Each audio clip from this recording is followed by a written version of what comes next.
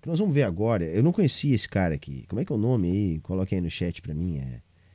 Enfim, como é que é o nome do cara? Não lembro o nome do cara.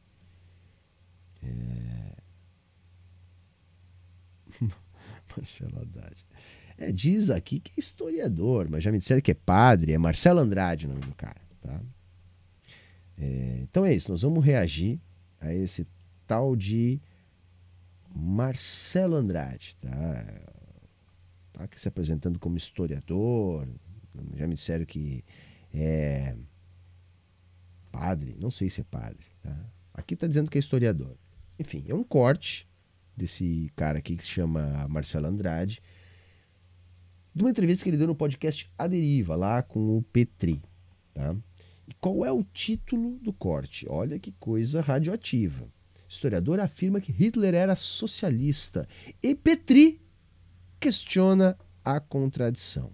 Sabe, quando eu leio uma parada tipo essa, a Petri questiona a contradição, é meio que assim, Monarque questiona a contradição, sabe? Eu sei que vocês vão dizer, não, Berto, nem tanto. Mas assim, o Petri ter questionado o cara, imagina o tamanho da merda que esse cara falou, tá? Então vamos ouvir. Nunca vi na vida. Me indicaram se Humberto reage a esse cara aí. E me jogaram esse vídeo aí. Eu olhei e disse: meu Deus, caramba.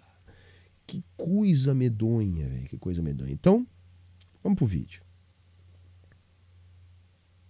Eu vi também tu comentando que as ideias de Marx também chegaram no Hitler. Além de Darwin e dessa parte Chegaram, tanto é que ele era antimarxista. esotérica, o Marx também. Como que isso acontece? Sim, também. Porque na realidade eu defendo a tese de que o Hitler era socialista, né? Sim, nacional-socialista. Né? Ele era abertamente um defensor do nacional-socialismo. Aliás, nazismo é uma forma contraída de dizer nacional-socialismo, tá? Mas para começo de conversa, né, galera? Nacional-socialismo é tão socialismo quanto cavalo marinho é um cavalo, tá? É isso. Mas vamos lá. O principal biógrafo do Hitler chama Fest, Joachim Fest. Ele tem uma biografia de quase 900 páginas só sobre o Hitler. E o Joachim Fest diz que o Hitler era socialista, né? E o Hitler se dizia socialista. Nacional-socialista, tá, galera? Vocês entenderam, né? E o nacional-socialismo, ele era antimarxista, tá? Ele falava abertamente, tem dezenas de documentos, está no próprio livro do Hitler, né? Ele advogava no sentido de exterminar os marxistas socialistas, tá? Esse é o tom. Então, vamos lá. Não um socialismo muito... Ele leu Marx, é verdade, foi só, mas depois ficou criticando o marxismo. Ele tinha um socialismo racial, porque nessa visão louca dele, dessa raça ariana, entre os arianos deveria ter uma comunidade socialista, para os outros não. Uma comunidade, não no sentido de planificação da economia, coisa do tipo, propriedade coletiva, não, né? Sempre foram bastante contra esse tipo de coisa. Os outros ou seriam exterminados ou seriam escravizados. Em relação aos eslavos, então a União Soviética e polonesa, ele queria submetê-los à escravidão. Em relação os marxistas, ele queria exterminar mesmo. Aos arianos, ele queria um socialismo. Isso é expresso desse meu objetivo segundo ele fala. Agora sim, eu posso falar uma coisa que já ajuda nesse entendimento de querer um socialismo, sim, nacional-socialismo. Gente, socialismo era uma expressão polissêmica. E havia uma disputa em torno desse termo. Tá? Então, tu tinha os socialistas utópicos, os socialistas românticos, você tinha os nacionais, o nacional-socialismo, e você tinha o socialismo científico, né? Que era do Marx e Engels. E naquele momento, início do século XX, a Europa ainda está muito impactada, tá? Com o que havia acontecido na Rússia, e não só na Rússia, você tinha um movimento socialista na Alemanha, você tinha um movimento socialista na Inglaterra, você tinha movimento socialista pipocando por toda a Europa. Então era um termo em disputa. E era popular. Eu vou fazer uma comparação aqui, claro, por favor, guardadas as devidas proporções. No período da abertura política no Brasil, o termo socialismo ainda tinha um pouco dessa conotação popular e desvinculada do socialismo científico. Então você via muitos partidos reivindicando, né, o termo socialismo. Então aparecia no nome dos partidos, na boca dos políticos, quase que 100% deles sem viés marxista. Tá?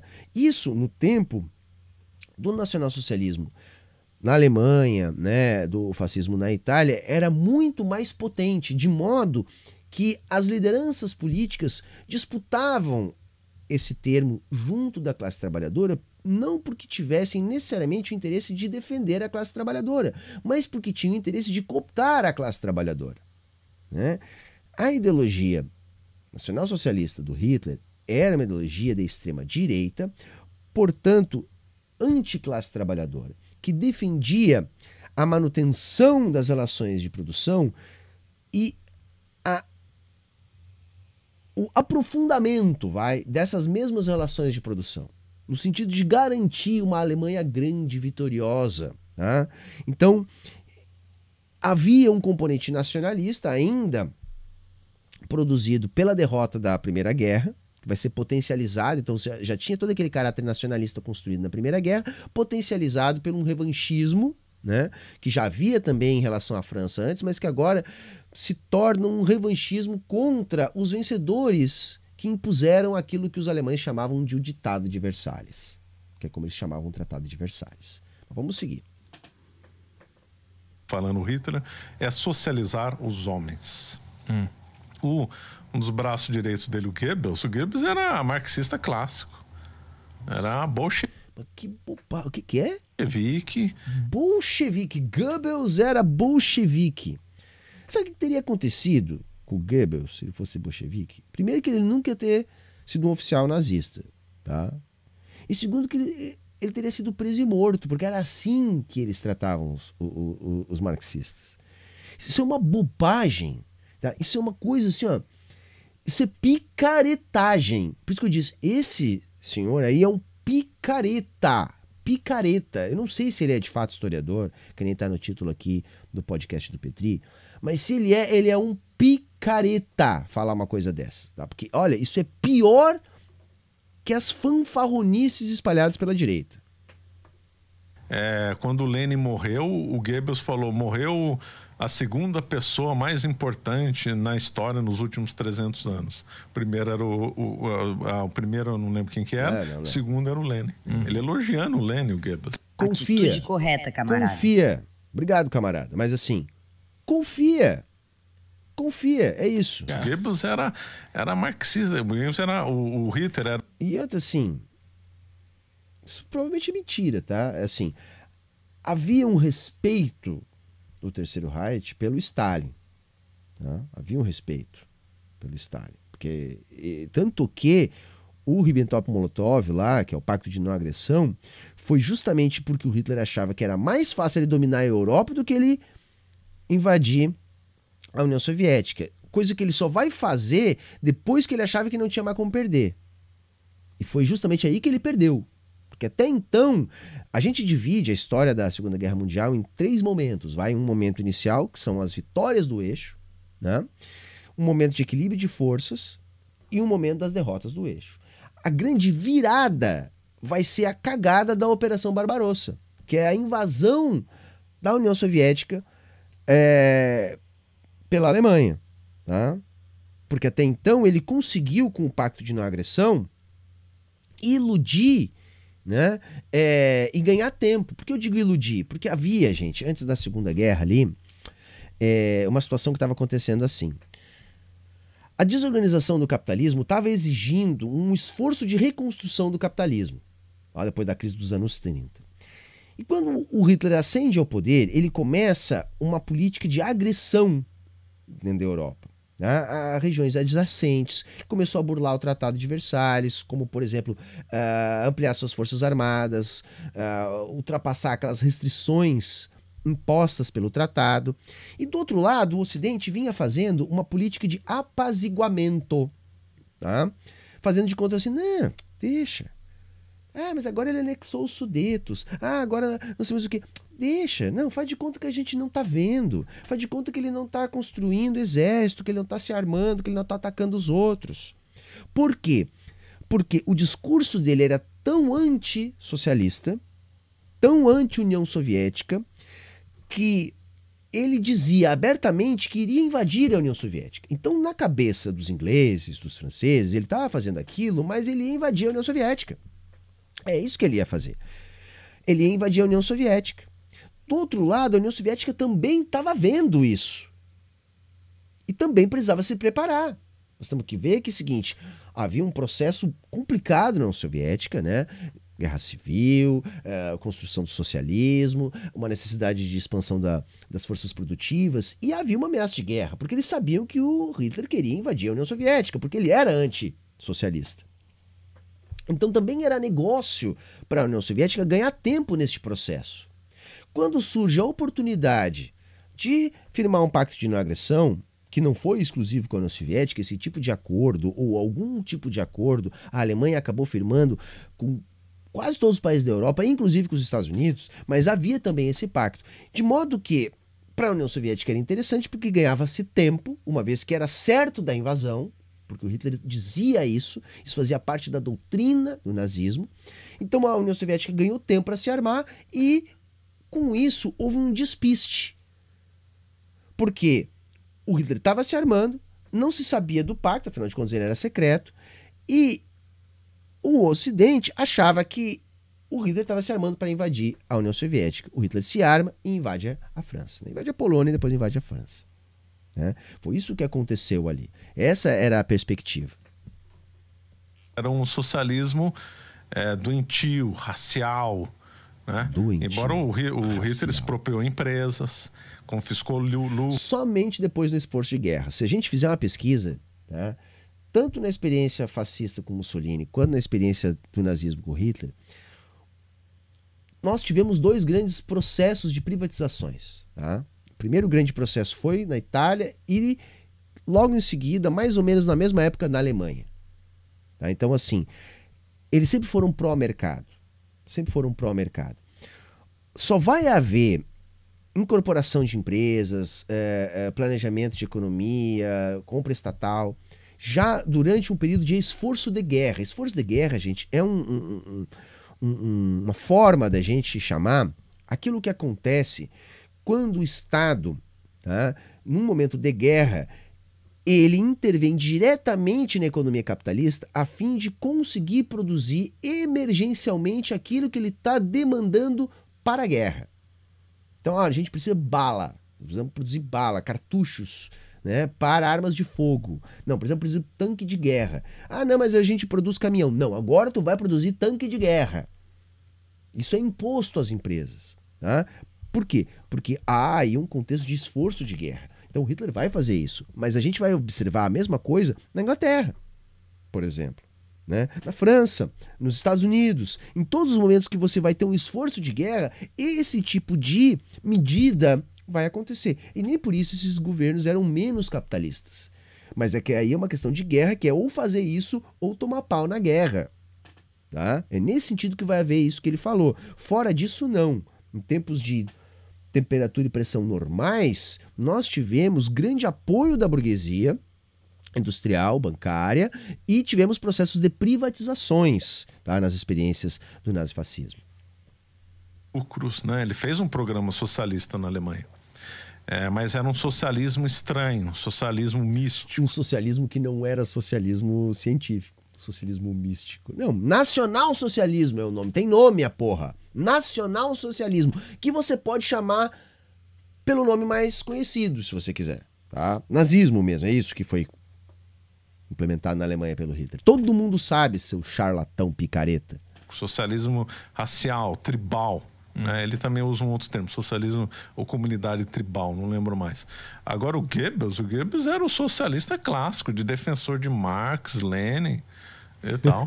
Então, e o grupo que ele ficou ligado, a Thule, era um socialista. A Thule, que era presidido por Eckhart era socialista e montou um partido chamado Partido do Nacional Socialista dos Trabalhadores Alemães.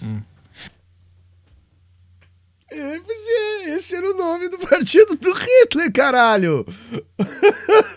Partido Nacional Socialista dos Trabalhadores Alemães. É aquela FIC que rodava uns 10 anos atrás, vocês lembram? Dizendo, não, porque o nazismo era o partido dos trabalhadores. Gente, o socialismo do Hitler era tão socialismo quanto o cavalo marinho é um cavalo. Quanto o peixe-boi é um boi. Tá? É isso. Tá? Quanto o PSDB é o partido da social-democracia. É isso. É só uma disputa pelo termo, mais nada. Eu me apavoro com a picaretagem das pessoas. E qual era a relação dele com o Mussolini? Ele só não brigou com o Mussolini ou ficou contra o Mussolini porque ele era um aliado, porque ele teria tudo para ficar contra, porque por ser latino, né? Mas ele não ficou contra por quê? Só porque o Mussolini gostava das ideias? Qual que era? Não, boa pergunta. O Hitler admirava o Mussolini, né? O Mussolini, ele é socialista também, né? O Mussolini era da ala radical socialista. Ai, cara. O Mussolini tinha um passado socialista ainda ligado às vertentes do socialismo que não são o socialismo científico. Eu não me lembro agora se era dos socialistas românticos ou dos socialistas utópicos, mas sim. Mas pra você ter uma ideia, tá? E aí eu posso até dar uma fonte que é bacana, né? O Donald Sassoon, lá, a Doutrina do Fascismo. Toda a burguesia italiana apoiou o Mussolini. Esse passado socialista dele aí, e aí sim, de fato, mas ele nunca foi marxista, tá? Ele nunca foi adepto do socialismo marxista. Nunca, jamais. Mas ainda assim ele tinha um passado dito socialista, porque o socialismo era um termo em disputa e havia muitas correntes socialistas na Europa. Tá? Correntes históricas do socialismo, onde o Mussolini se enquadrava. Mas durante todo o processo de ascensão do fascismo, para vocês terem uma ideia, o vice, se eu não me engano, do Mussolini, não lembro se era bem esse o cargo, ou um cargo equivalente a esse, era inclusive do Partido Liberal da Itália, que estava apoiando, tá, a ascensão do Mussolini. Tá? Então, assim, gente, isso é ponto pacificado nas ciências sociais. Por isso que todas essas políticas são classificadas como políticas de extrema direita. Ou seja, o socialismo científico é o antagonista desse tipo de doutrina política, tá? É um nível de picaretagem que eu vou dizer para você. Ele fez, ele era ligado à revista Avanti na Itália. A revista Avanti na Itália era radical socialista. Mas não era socialismo marxista, tá, gente? Não era socialismo marxista, tá? Só que o que aconteceu? Segundo os marxistas clássicos, na Primeira Guerra Mundial, segundo eles, né? O Marx já tinha morrido, e o Engels também. Mas segundo os clássicos, eles começaram a pensar que a Primeira Guerra Mundial seria uma guerra dos trabalhadores contra os patrões. Mas isso não foi idealizado. Eles estavam vendo a construção da guerra e alguns acreditavam. Isso também nunca foi consenso. Aliás, consenso entre os marxistas é muito difícil.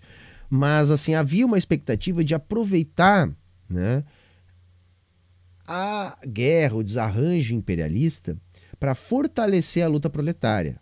Aquilo que acabou falhando miseravelmente, porque a construção da guerra envolveu também a expansão de uma política de nacionalismo, a fim de conseguir atrair o jovem para o alistamento, a fim de conseguir dar algum sentido para a guerra, que não fosse o verdadeiro sentido, que era o sentido econômico, que era uma guerra imperialista, né? A Primeira Guerra Mundial é um conflito imperialista. Aliás, tem um texto que eu gosto, né? Um historiador que é bastante conhecido, mas é um texto que tem bastante volume de informação, acho que vale sim a pena ler, que é o Eric Hobsbawm, lá com o Breve Século XX, tá? Vai falar toda essa história da relação da ascensão do nazismo e do fascismo também. Só que não dava para dizer para as pessoas que, olha, você está indo para a guerra para garantir os lucros dos capitalistas. Então nós queremos que você vá morrer na guerra por nós, porque se você vencer a guerra por nós, nós vamos ficar mais ricos e você vai continuar ferrado. Não dá para dizer isso para as pessoas. Então se constrói um mito nacionalista junto. Então aqueles que acreditavam que era possível aproveitar o desarranjo imperialista para fortalecer a luta proletária, acabaram dando com os burros na água. E esse, inclusive, foi um dos motivos que fez os russos conseguirem apressar a Revolução Proletária na União Soviética, mas eles inevitavelmente perceberam que tinham que tirar a Rússia da guerra. Por quê? Porque a guerra não colaborava para isso. Eles conseguiram aproveitar essa oportunidade internamente, né? Tanto é que o lema era paz, pão e terra, né? Então era uma ânsia da população não participar da guerra, porque era uma guerra sem sentido. E como a Rússia já estava num processo de ebulição, foi mais difícil na Primeira Guerra conseguir convencer com o imperialismo, como foi, por exemplo, nas potências do Ocidente, da Europa. Mas isso malogrou. Mas não era uma previsão. Gente, quem conhece o marxismo sabe que a gente não faz previsões. Tá?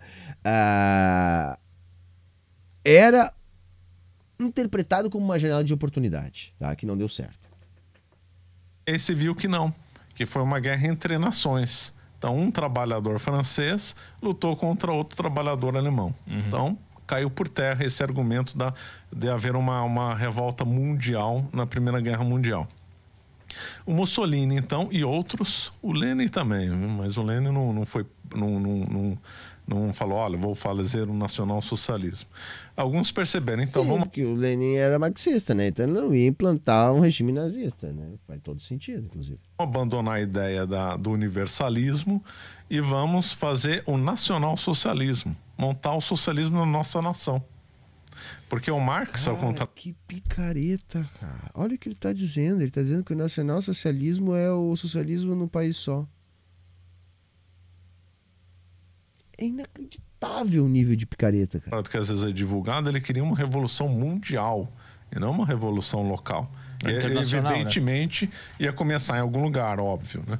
Ele achava que podia ser. Sim, isso aí todo mundo sabe, né? Que o comunismo é um processo que a gente terá que construir a nível global, isso é lógico. Na Inglaterra ou talvez na Alemanha, né? Que eram onde as forças produtivas estavam mais desenvolvidas. Outra coisa que a gente tem que lembrar é que, para Marx, o socialismo é a superação do capitalismo, né? Portanto, isso implica no desenvolvimento das forças produtivas no capitalismo. Mas o ideal dele era universal. Quando veio a Primeira Guerra, acharam que era essa. Aí o Mussolini interpretou, não, essa visão universal está errada. Vamos fazer o socialismo na nossa nação. Aí nasceu o nacional-socialismo italiano, né? Então, o Mussolini, ele mudou a estratégia, porque a Itália é complicada, porque a Itália tem papa, a Itália é muito católica, então é muito difícil, principalmente naquela época, né? Apresentar um programa bruto, socialista mesmo, com pessoas que pensam completamente diferente. Então, Não, é porque ele queria o apoio da direita e era um projeto de direita, por isso a direita apoiou. Simples assim, não tem nada de socialismo naquilo. Teve que moderar o discurso, cara. Mas ele odiava... Não, o que vocês acham? Moderado o discurso do Mussolini, né? Os caras estavam tocando terror na Itália, tá? Os caras botavam uma camisa preta, saiu fazendo justiçamento, saiu impedindo greves, saiu caçando trabalhadores, a justiça toda fazendo vista grossa, não tá acontecendo nada, é tudo sussa. O Mussolini até é um cara legal, ele organizou a marcha sobre Roma para fazer uma intimidação e produzir um golpe de Estado, mas não era radical, o discurso dele era tranquilo, ele não podia ser um programa bruto. Bruto é a mentira que esse cara tá cantando, o pelo catolicismo, amor de Deus, cara. E morreu defendendo o socialismo. No testamento dele, ele diz que ele mantinha socialista. E o braço direito dele, quando ele foi enforcado, esqueci o nome dele, as últimas palavras dele foi: viva o socialismo, viva Mussolini. Quando o Mussolini foi defenestrado do poder na Itália, ele montou uma república socialista no norte da Itália. Começou a desapropriar a empresa e tal. Bom, voltando ao Hitler. E o Hitler estudou o caso do Mussolini. Falou, opa, esse daí acertou, vamos fazer também aqui um nacional-socialismo. O Mussolini é que acertou na mosca. Essa história de comunismo... Os fachos se reconhecem, né? É isso aí. Aí eu vou concordar com o picareta aqui. O socialismo internacional é roubada, não vai ser assim. Vamos ter que construir o nosso nacional-socialismo aqui. Mas como é que fica a questão da raça? Então, pois é, meio contraditório. Porque de fato o Hitler gostava do Mussolini. E como é que se explica o fato de que ambos fecharam os partidos comunistas e perseguiram? E não... Gente, assim, eu só vou aproveitar essa deixa aí pra fazer um adendo, porque a galera gosta muito daquele papo do nazi pardo. Esse papo é roubada, galera, tá? Porque você vai ter nazista em qualquer lugar do mundo, né? O fascista, né? E eles são, sim, racistas. Aí você fala, mas o brasileiro é miscigenado. Mas, gente, assim, ó, a população considerada não branca não tem a ver com cor da pele, tá? A racialização não é uma questão de quantidade de melanina, tá? Tem a ver com construção social. Então, por mais que a gente seja miscigenado, aqui nós temos os nossos brancos. Nós temos os nossos brancos e os nossos não brancos. Tá? Só que os nossos brancos não são necessariamente de pele branquinha. Tá? Não necessariamente. É esse, às vezes, que vocês chamam de nazi pardo. Então, assim, não é legal. Tá? Porque você vai ter aqui também aqueles que se consideram brancos, tá? E aqueles que eles consideram não brancos. E assim você também vai conseguir ter presente essa característica do fascismo, né? Do racismo. Tá? E isso também existia no fascismo clássico. Não deixaram se expressar mais e tal. Boa pergunta. É que, na realidade, todo grupo comunista, ele persegue os outros, qualquer um. Então, por exemplo, os bolcheviques perseguiram os mencheviques. Que não é bem verdade, né? Isso aí só vai, vamos dizer assim, azedar mais quando começa um processo contra-revolucionário, né? E aí vai começar a haver uma separação ali, mas até então eles conviveram. Né? Na verdade, gente, assim, as experiências comunistas históricas perseguiram os contra-revolucionários. A gente tem que entender que toda revolução é permanentemente atacada. Então, assim, você vai perseguir os contra-revolucionários. Né? É isso, basicamente.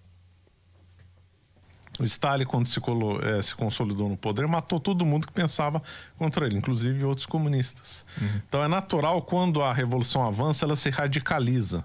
Né?